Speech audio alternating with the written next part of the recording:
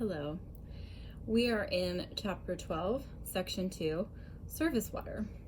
Your key concepts to remember today are: what is a river system? What are the characteristics of ponds and lakes? What are three types of wetlands and why are they important? Your key terms are tributary, watershed, divide, habitat, reservoir, and wetland. At the end of this video, you will be able to explain all of those. You've been practicing for a few days. I'm just going to read you the material from our textbook.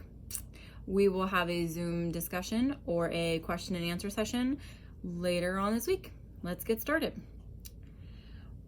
Rivers often begin in the mountains, where the runoff from melting snow forms small streams. As you followed one small stream downhill, you would notice that the stream reached another stream and joined it. These streams would flow into a small river. Eventually, this path would lead you to a large river, such as the Rio Grande. The Rio Grande, the big river, begins as trickles of melting snow high in the Rocky Mountains of Colorado. The streams and smaller rivers that feed into a main river are called tributaries. Tributaries flow downward toward the main river, pulled by the force of gravity.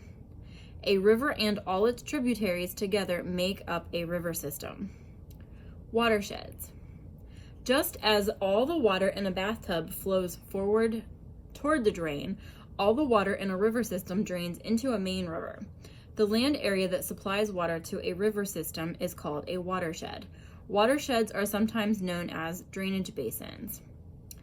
The Missouri and Ohio rivers are quite large, yet they flow into the Mississippi River, so large rivers may be tributaries of still larger rivers.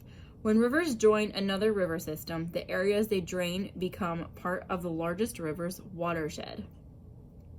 You can identify a river's watershed on a map by drawing an imaginary line around the region drained by all its tributaries. Okay.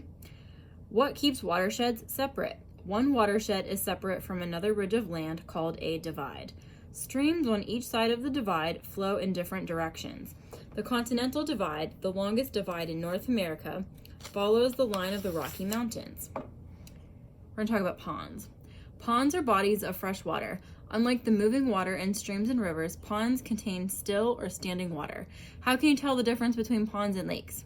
There is no definite rule. In general, however, ponds are smaller and shallower than lakes. Sunlight usually reaches to the bottom of all parts of a pond. So if it's really dark and you can't see the bottom, it's a lake. Ponds form when water collects in hollows and low-lying areas of land. Where does the water come from? Some ponds are supplied by rainfall, melting snow, and ice and runoff. Others are fed by rivers or groundwater. As a pond gains water from these sources, it also loses water to natural processes. For example, water may eventually flow out of a pond into a river. Water also evaporates from the surface of a pond. If you've ever waded in a pond, you know that the muddy bottom is often covered with weeds. Because the water is shallow enough for sunlight to reach the bottom, plants grow throughout a pond. A quiet pond is actually a thriving habitat supporting a wide diversity of living things. An organism's habitat is the place where it lives and obtains all the things it needs to survive. Not all ponds exist year-round. Some ponds appear only in spring, when runoff from rain and melting snow collects in low areas. The ponds dry up by midsummer as the shallow water evaporates. Suppose you were shown a picture of waves breaking against large sand dunes. The water stretches as far as the eye can see. You might guess that this huge body of water is the ocean, but it could actually be a lake. So think of like the Great Lakes. There's 5. You could be viewing a photo of dunes in Indiana or on the shore of Lake Michigan. Most lakes are not as large as Lake Michigan, but lakes are generally deeper and bigger than ponds. In addition, sunlight does not reach the bottom in a deep lake as it does in a pond. As a result, no plants and relatively few other organisms can live in a lake's chilly, dark depths. A lake bottom may consist of sand, pebble, or rock, whereas the bottom of a pond is usually covered with mud and algae. Excuse me. Excuse me. Lakes can form in several ways. Some lakes may form through the same processes that form ponds. Other lakes, especially larger ones, are the result of powerful forces that shape Earth's surface. Some natural lakes, such as the Great Lakes, formed in depressions created by ice sheets that melted at the end of the Ice Age. Other lakes were created by movements of Earth's crust. Such movements formed the deep valleys in Central Africa that lie below Lake Tanganyika and Lake Victoria. So other lakes are the result of volcanoes. An erupting volcano can cause a flow of lava or mud that blocks a river and forms a lake. Some lakes form in the empty craters of volcanoes. People can also create a lake by building a dam across a river. The lake may be used for supplying drinking water, for irrigating fields, and for recreation. A lake that stores water for human use is called a reservoir. We're going to talk about wetlands. A wetland is a land area that is covered with water during part or all of the year. Wetlands help control floods and provide habitats for many species. They form where water is trapped in low areas or where groundwater seeps to the surface. Some wetlands fill up during spring rains but dry up during summer. There are different kinds of wetlands. The three most common types of freshwater wetlands are marshes, swamps, and bogs, all of which you can find in our area. I showed you some when I was driving around California.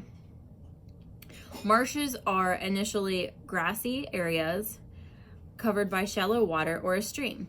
They teem with cattails and other tall grass-like plants. Swamps look more like flooded forests with trees and shrubs sprouting from the water. Many swamps are located in warm, humid climates where trees grow quickly. Bogs are more common in cooler northern areas. They often form in depressions left by melting ice sheets thousands of years ago. The water in bogs tends to be acidic, with moss thriving in these conditions. Wetlands along coasts usually contain both fresh and salt water. Coastal wetlands include salt marshes and mangrove forests. Salt marshes are found along both coasts of the United States. Tall, strong grasses grow in the rich, muddy bottoms of salt marshes. Mangrove forests are found along the southeastern coast of the United States.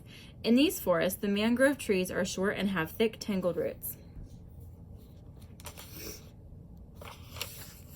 Okay, we're going to talk about the Everglades, which is a type of wetland. If you were to walk down a path in Everglades National Park, you would feel the ground squish under your feet. Water is the key to the Everglades, a vast marsh in South Florida. A shallow stream of water moves slowly over the gently sloping land from Lake Okeechobee south to Florida Bay. Tall, sharp-edged blades of sawgrass grow in the water. The thick growth of sawgrass gave this region its Native American name, Pahayoki, which means river of grass. The Everglades are home to many kinds of wildlife: alligators, fishes, snakes, and wading birds. The Everglades also provide habitats for many rare or endangered species, such as the Florida panther and the manatee. Human activities near the Everglades threaten the region's water and wildlife. For example, farming has introduced harmful chemicals into the water. Water that once flowed into the Everglades from Lake Okeechobee has been diverted for farming and household use. New organisms brought into the area accidentally or for pest control compete with organisms that occur naturally in the Everglades. Scientists have been trying for many years to develop a plan to preserve the Everglades and save its endangered wildlife. One plan involves building a system of pipes and canals to refill some drain areas with fresh water. If you've ever enjoyed cranberry sauce or wild rice, you've eaten plants that grow in wetlands. Water in a wetland is shallow, and plant and animal materials add natural fertilizers to the water and soil. Because of their sheltered waters and rich supply of nutrients, wetlands provide habitats for many living things. Wetlands are also important to people. Scientific studies show that wetlands help with pollution control and flood control. For example, as water moves slowly through a wetland, some waste materials settle out. Other wastes may be absorbed by plants. In these ways, wetlands act as natural water filters. They also help control floods by absorbing extra runoff from heavy rains. Wetlands are like giant sponges, storing rainwater until it gradually drains or evaporates. When wetlands are destroyed, the floodwaters are not absorbed. Instead, the water runs off the land quickly, worsening flood problems. Because of these important functions of wetlands, governments have passed laws to protect them. Okay, so things for you to remember. I'm going to ask you questions in the video because I want to make sure you're watching your video. So your questions. What bodies of water make up a river system? That's number 1. Number 2, how is a watershed related to a river system? Number 3, how could you determine the boundaries of a river system by studying a map of the United States?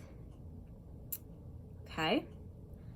Number 4, how are lakes different from ponds? And number 5, explain how ponds and lakes form. So I've gone over all of this information. What bodies of water make up a river system? What do you think? What bodies of water make up a river system? There are how many?